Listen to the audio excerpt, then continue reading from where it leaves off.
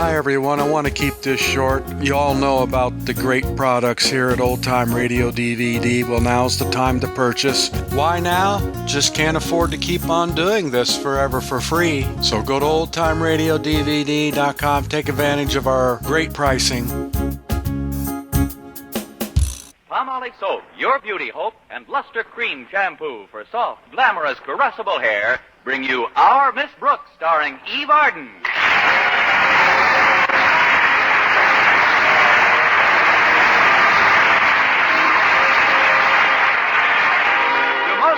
A school dance isn't the most exciting event in the world, but to our Miss Brooks, who teaches English at Madison High, the one planned for last Friday night was a most welcome diversion. The more so since I was expecting bashful Mr. Boynton to peer out of his shell long enough to invite me to go with him. Anyway, last Friday morning, Mrs. Davis, my landlady, and I were discussing the dance at breakfast. Where did the funds come from for this dance, Connie? We're raising the money by means of a wishing well in front of the school. It's an idea of Harriet Conklin's. Everybody's supposed to throw in a dime. You mean students and faculty members toss in dimes to pay for refreshments and things? That's right, Mrs. Davis. I tossed my dime into the well yesterday. And what did you wish, Connie? I wished it was only a nickel. I had a very light lunch. If you want to know my real wish, though, you will have to keep it confidential. I won't breathe it to a living soul. Word of honor? May I lose the top propeller on my beanie? Well, I wouldn't want you to get arrested for indecent exposure. I wish that Mr. Boynton would pay more attention to me and less to that frog of his, McDougal. Why, Connie, don't tell me you're jealous of a frog. If it gets any worse, we'll both be the same color. You ought to see the way he pampers that lumpy brute. He even took him to the movies last night. Said McDougal just loved the picture. What did they see? What else? Hopalong Cassidy.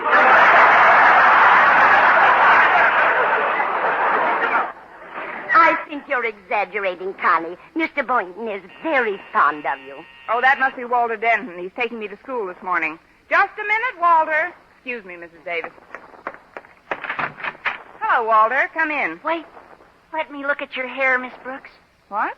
Poised in the doorway as you are, the sun seems to strike sparks from your already molten tresses. Well, don't stand there. Stamp me out. Please come in before the flies do. I just got to run a comb through my blazing tresses, and we're off, Walter. Would you care for a glass of milk? I just had breakfast an hour ago, but I could always have a glass of milk and an egg sandwich. Oh, I forgot. You have breakfast ahead of your tapeworm. Oh, hello, Walter. Can I fix something for you? Just anything you have in the house will be fine, Mrs. Davis. He means just everything you have in the house will be fine. But give him a quick egg sandwich and some milk. Very well. I'll be back in a jiffy, Walter. Okay, Mrs. D. Miss Brooks, don't you think it was a wonderful idea of Harriet's to start the Wishing Well dance? I'll let you know after the dance.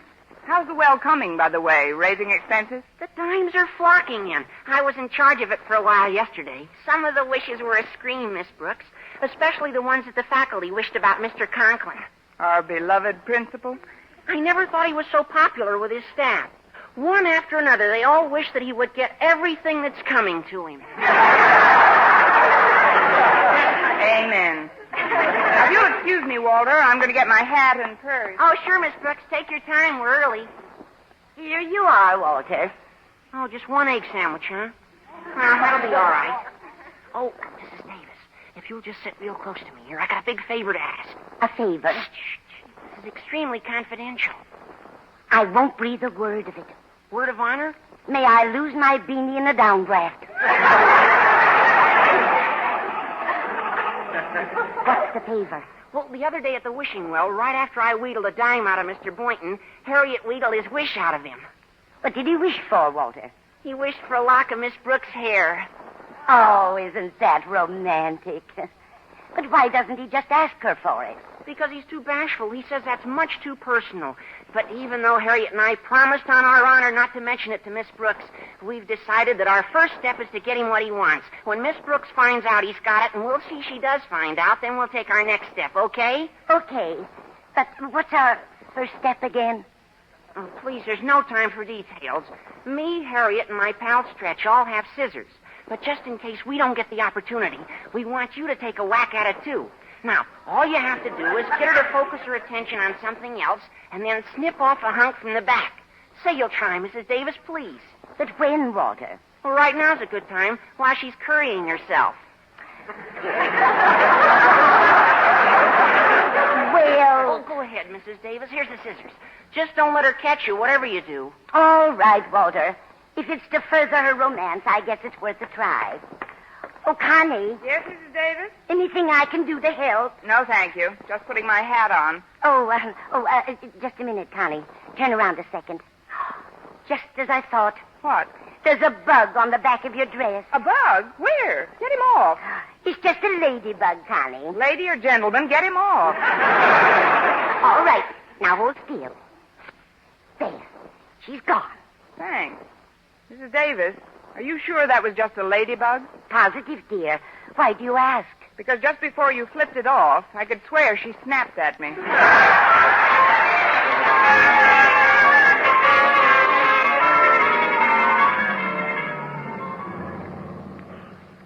Well, here we are, Miss Brooks, 10 minutes ahead of time. Thanks, Walter. I'm glad we're a little early. Gives me a chance to expose myself to Mr. Boynton's incipient invitation to the dance. Incipient? He's been threatening to ask me, I like to think. Oh, he'll ask you, all right. He's intensely interested in you, Miss Brooks. I can tell by the way he looks at you. Oh, you can? Well, have you ever seen him look at McDougal? Oh, sure, but believe me, they're two different looks. I know. One is up and one is down. Well, I better be getting out now. Oh, just a minute, Miss Brooks. There's something on your collar. On my collar? Is it a ladybug? Yeah, I think so, yeah. Here, let me brush it off for you. Turn around. She must have come with the suit. Go ahead, Walter. There's one thing I'm sorry for. It's a ladybug with a cold. Oh, no, that was me, Miss Brooks. No, I had to cover up the... Well, that is, I should have covered up warmer in bed last night. Well, I'll find a place to park and see you in school. All right, Walter. Happy parking. Thanks, Miss Brooks. And a happy Mr. Boynton to you.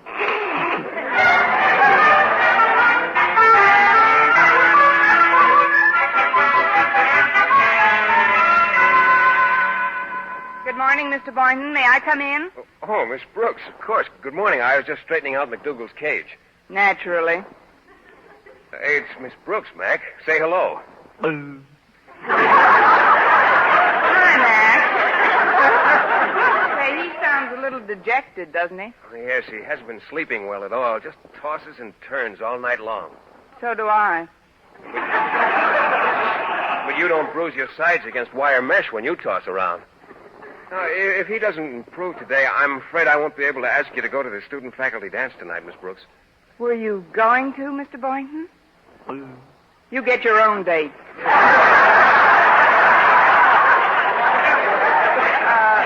Were you, Mr. Boynton? Oh, yes, I was, but Mac here... I'm getting a little tired of Mac here, Mr. Boynton. Every time we have a date, something happens to Mac. Last Monday, I had to eat lunch alone because he had laryngitis and you wanted to massage his throat. Well, it did him a world of good, didn't it, Mac? You're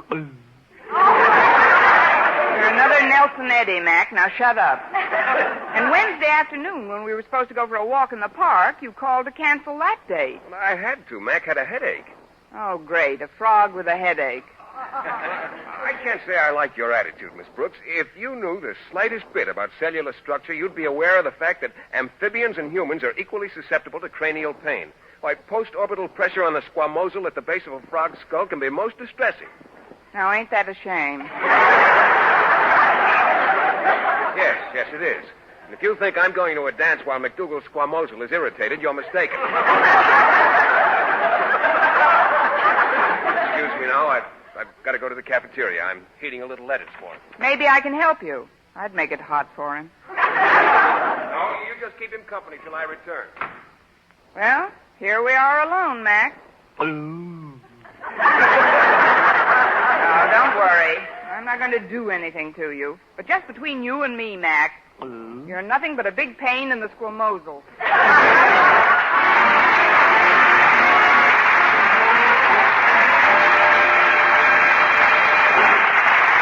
Our Miss starring Eve Arden, will continue in just a moment. But first, here is Vern Smith. For bearskin beauty, it's bath-size Palmolive with its famous beauty lather. Yes, bath-size Palmolive for loveliness all over. There's something thrillingly new in this wonderful beauty lather of bath-size Palmolive soap. New fragrance, new charm, new allure. See if Palmolive in your daily tub or shower doesn't leave your shoulders, arms, and back, yes, all of you, softer and smoother. Completely lovelier all over. You'll thrill to the tender whisper of perfume it leaves on your skin. A whisper that says, come hither to romance. And this new bath-size Palmolive is so big, so thrifty, economical to use because it lasts so long and gives so much soft, lovely lather so fast. That soft, lovely lather with its alluring new fragrance is Palmolive soaps alone. Palmolive's famous beauty lather. Yes, a new fragrance, new charm, new allure that can make every woman a vision of delight in the new revealing fashions that show so much more of you. So remember, for bare skin beauty, it's bath-size Palmolive with its famous beauty lather. Yes, bath-size Palmolive for loveliness all over. Get bath-size Palmolive soap tomorrow. Menfolk love it, too.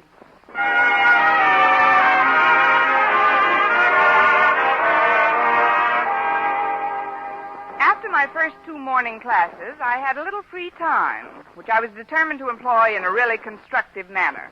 So I hastened to my desk and promptly did some first-rate brooding. It wasn't long, however, before my rancid reverie was interrupted. Stretch Snodgrass, Madison's star athlete, paid me a little visit. Although Stretch is splendidly equipped physically, mentally he doesn't go along with the gag. Anyhow, while I sat with my head in my hands muttering voodoo curses against my arch-rival McDougal, Stretch slipped into my room, tiptoed up to my desk, and murmured, Hi, Miss Brooks. Can I see you for a minute? Please, Stretch, may I see you for a minute? Gosh, Miss Brooks, you don't need no permission to see me. I'm just a student. I sometimes wonder of what. Sit down, Stretch. What can I do for you? Well, first of all, you can stop Snag Mulligan from calling me names in class. Name? Yeah, he says Stretch don't describe me good enough. He's telling everybody to call me Sano. Sano? Well, they're the cigarettes with the nicotine removed. Oh, what has that got to do with you? He says I'm the schoolboy with the brain removed. Where did he get a hold of your x-rays? I'll tell him to cut it out. Now, what else can I do for you? Nothing, Miss Brooks, but I was thinking maybe there's something I can do for you. For me? But, Stretch, nobody calls me names. In fact, nobody calls me at all lately. It's about the dance, Miss Brooks, the Wishenwell dance. It's for faculty and students, isn't it? Yes. Well, I realize that, when it comes to romantic stuff and things like that, I'm no Mr. Boynton. Neither is he. What I'm trying to say, Miss Brooks, is, have you been spoken for yet? Not exactly, Stretch. That is, I was just about to be spoken for when I was croaked at. You mean Mr. Boynton's not taking you? Not so far.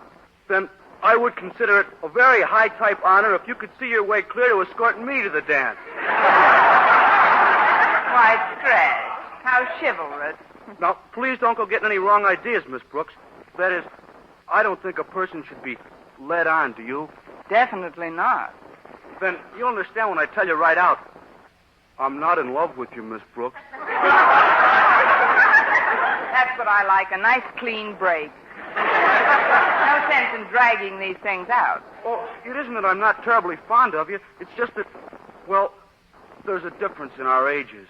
Oh, I know, Stretch. I'm old enough to be your cousin. You don't have to give me your final answer about the dance until later, Miss Brooks. After all, I think Mr. Boynton ought to get another crack at you.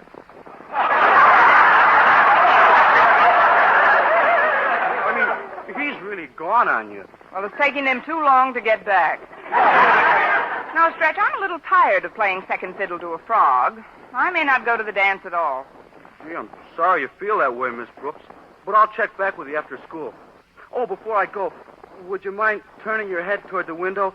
I think there's something on your back. On my back? It's not that ladybug again. Ladybug? Oh, yeah, that's just what it is. Well, hold still now, and I'll brush it off. There, all gone. Oh, there's one more thing. I had some kind of a message for you. It's been bothering me all morning. Oh, yeah. Mr. Conklin wants to see you in his office. Mr. Conklin? When did he give you that message, Stretch? This morning on the way into school. This morning. Well, what time did he say he wanted to see me? He said immediately. But it's too late for that now, so you might as well take your time. So long, Sano.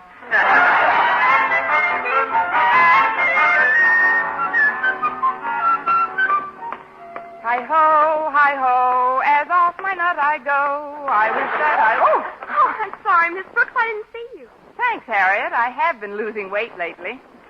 I was just going in to see your father. Is Madison's esteemed principal in a good mood? Wonderful. For Dad. I just brought him the receipts from the wishing well, Miss Brooks. That's what he wants to see you about. He's got a surprise for you. A surprise? What is it? It wouldn't be a surprise anymore if I told you. But, Miss Brooks, before you go in to see Daddy, there's somebody else wants to see you. Somebody you'd rather see than Daddy, I know. That could be anybody, Harriet. Please be more specific. It's Mr. Boynton. He told me to tell you to drop into his lab as soon as you got the time. When did he tell you that, Harriet? Oh, hours ago. The Pony Express was faster than you, kid. Oh, just a minute, Miss Brooks. Before you go, you better turn around a minute. There's something on your collar. You, too? Well, what is it, Harriet? Oh, I'll get it off for you. It's a small piece of yarn. Now, isn't that sweet? My ladybug must be knitting me some socks.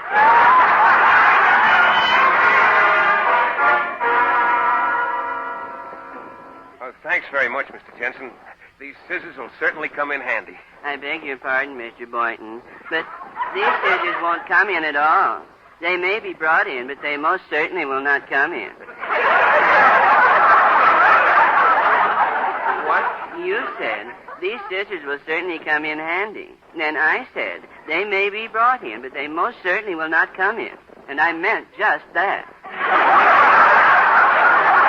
You see, ever since I've been custodian here at Madison, I've tried to get people to eliminate meaningless phrases from their conversations. No, I know you have, Mr. When Jensen, you but... say the scissors will come in, you are attributing a mobility to an object which has none. Now, tell the truth, Mr. Boynton. Have you ever seen scissors coming into a place under their own power? I haven't, Mr. Jensen. If you don't mind, I'm expecting somebody. Even if I did mind, you'd still be expecting them, wouldn't you? Well, Of course you would. But if you'll pardon my curiosity, Mr. Boynton, why did you want these scissors? well, it's rather a personal reason, Mr. Jensen, but no, I don't mind telling you. I've wanted a lock of someone's hair for quite a while now, and I've finally mustered enough courage to try to get it. Oh, isn't that romantic? Who is the hair-e, Mr. Boynton? That is, whose lock of hair do you want? It's Miss Brooks, between you and me. That would be a little crowded for her, wouldn't it?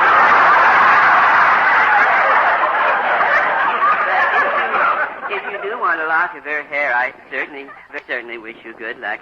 I'll have to be going now. I hope I haven't offended you by indulging in my little hobby. Oh, not at all, Mr. Jensen. And about those scissors coming in handy, I get your point. Say, I get your point about the scissors. That's a good one, isn't it? No, not very.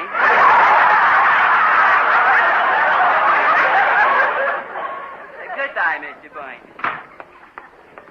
Well, hello, Mr. Jensen. How are things? What thing? I don't know, everything. You've got a new baby at home, haven't you? Yes, Miss Brooks. 1 new one and 5 used ones. 6 children. Just think of it. It's hard not to. How's the latest? Is he big? Reasonably large, yes. Have you named him yet? Yes, we've named him. What did you call him, Mr. Jensen? No, we didn't call him Mr. Jensen. That's my name. There must be another route to the laboratory. You have a new baby, Mr. Jensen. What is his name? His name is Lucy. Well, if you'll excuse me, Miss Brooks, I'll be running along. Oh, now I've caught you, Mr. Jensen. You won't actually be running along at all. Oh, yes, I will. Goodbye, Miss Brooks.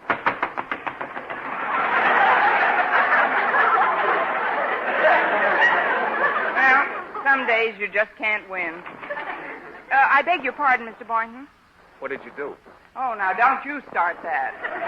Harriet told me you wanted to see me. Oh, I do, Miss Brooks. It's about this morning. I didn't like the way we parted. Well, neither did I, Mr. Boynton, but you had to get some hot lettuce for the king of the croakers. Oh, please, Miss Brooks, don't be angry. That's all over now, and Max feels much better. In fact, if he keeps on improving today, I'd very much like to take you to the wishing well dance tonight. You would, Mr. Boynton? Yes, indeed, and there's something else I'd like to do, too. Right now. There is? Yes, there is.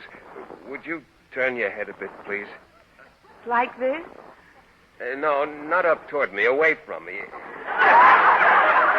fact, you better turn all the way around. But why, Mr. Boynton?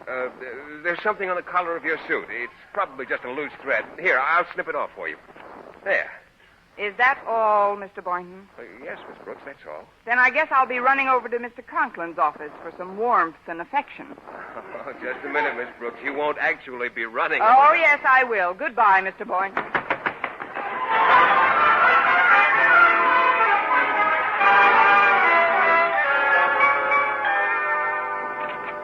Excuse me, Mr. Conklin, but I got a message that you wanted to see me. How was it delivered? By pack mule? Well, never mind, Miss Brooks. There's no time for apologies. I've been considering various members of the faculty for the position of executive hostess at the Wishing Well dance tonight. Yes, Mr. Conklin. Your name was the first to pop into my mind. And as quickly as I could, I popped it out. However, due to severe pressure from my wife and daughter, I hereby appoint you Miss Wishing Well of 1949. You think I'm deep enough? Thanks very much, Mr. Conklin. This is not merely an honorary title, Miss Brooks. I've invited several members of the Board of Education to attend. And it will be your duty to see that the entire affair is run off without a hitch. Well, I'll try my best, Mr. Conklin. Will I be in charge of purchasing refreshments? You will. Harriet will turn over the funds that were collected, and I suggest that you enlist the aid of one of the male members of the faculty to help carry the bundle. I have a biology teacher in the balcony, Doctor. That is, I'm sure Mr. Boynton will be glad to help. Yes. That is all. Yes, sir. Goodbye, Mr. Conklin. Goodbye, Miss... just a moment, Miss Brooks. Come back to my desk, please. What is it, Mr. Conklin? I'd like to take a look at the back of your head. Just as I thought. Miss Brooks, you are hereby relieved of all duties at the dance tonight. But I don't understand, Mr. Conklin. Furthermore, I forbid you even to put in an appearance. But why? I told you the Board of Education would be there, Miss Brooks, and I flatly refuse to have them see one of my teachers wearing a butch haircut.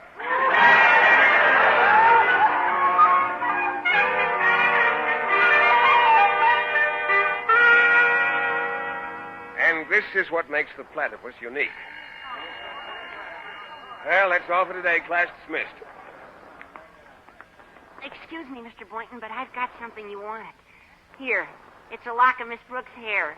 A lock of Miss Brooks' hair. How did you know I wanted that? Harriet told me, but don't worry, Mr. Boynton. Your secret hasn't gone any further than Harriet and me. And Stretch and Mrs. Davis. Don't forget me. I'm in on it, too. Miss Brooks. Oh, we're cooked. Miss Brooks, I hardly know what to say. Well, I do. First of all, I'm quite flattered to learn that you want a lock of my hair. Secondly, I'm happy to find out why everybody's had me turning around like a whirling dervish all day. Mr. Boynton, you got a lock on my last spin, didn't you?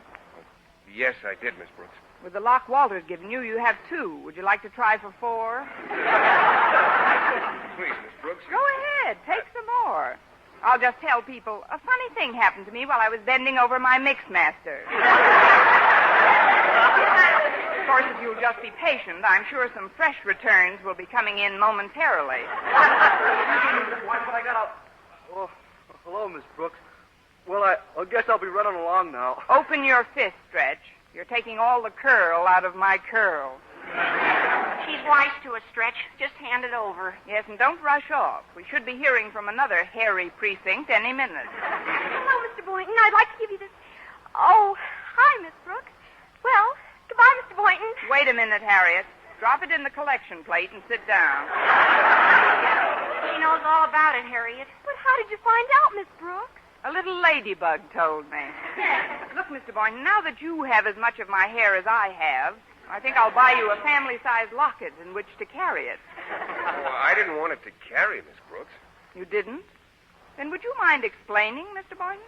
It's rather embarrassing, Miss Brooks, but, well, you see, I've sewn together this piece of cheesecloth, and I figured if I could stuff it with some real fluffy hair, it'd make a nice pillow for McDougal's head.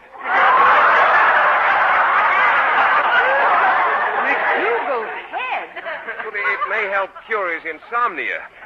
I was hoping you wouldn't mind, Miss Brooks. Why should I mind? He's been in my hair long enough. He might as well be on it.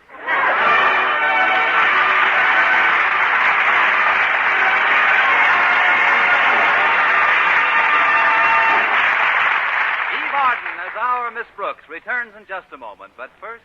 Dream girl, beautiful luster cream girl. Tonight, show him how much lovelier your hair can look after a Luster Cream shampoo. Only Luster Cream brings you Kay Daumit's magic formula blend of secret ingredients plus gentle lanolin.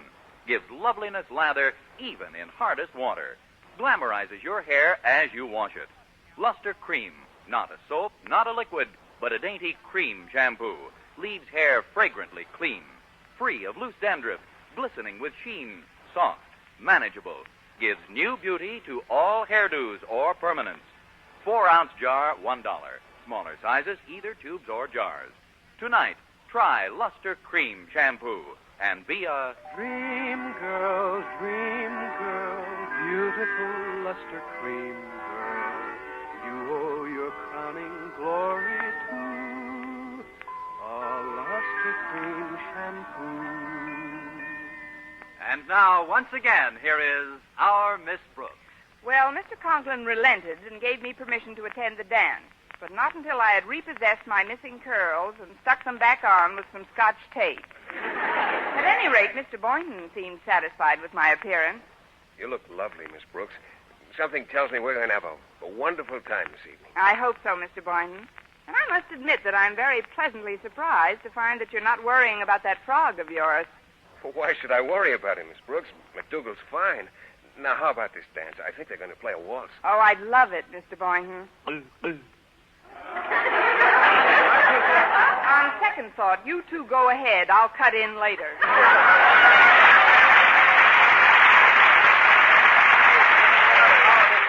Brought to you by Palmolive Soap, Your Beauty Hope, and Luster Cream Shampoo for soft, glamorous, caressable hair. Our Miss Brooks, starring Eve Arden, is produced by Larry Burns, written and directed by Al Lewis, with music by Wilbur Hatch.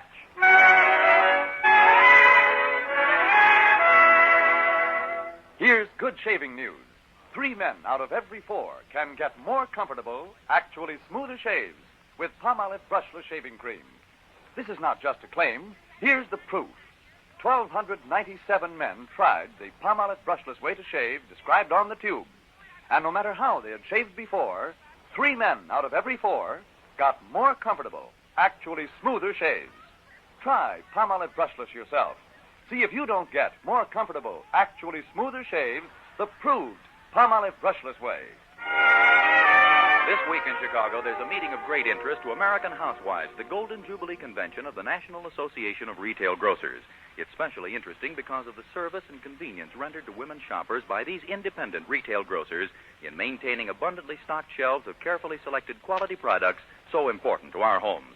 It's through the efforts of these grocers that you get what you want when you want it. The Colgate-Palmolive Peat Company is proud to send greetings to these 10,000 independent retail grocers, your good neighbors and ours. For mystery liberally sprinkled with laughs, listen to Mr. and Mrs. North Tuesday evening over most of these stations. Be with us next week at the same time for another comedy episode of Our Miss Brooks. Bob Lamont speaking. Stay tuned now for Life with Luigi, which follows over most of these stations. This is CBS, the Columbia Broadcasting